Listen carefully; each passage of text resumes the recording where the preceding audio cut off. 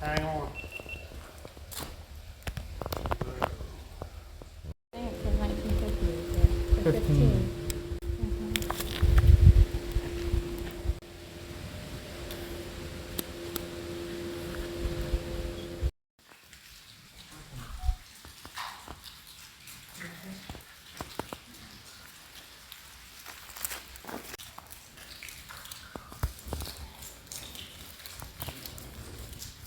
Therefore, if the train's coming, you can run into them and so you don't get hit with the train. Seriously? Yeah. That close?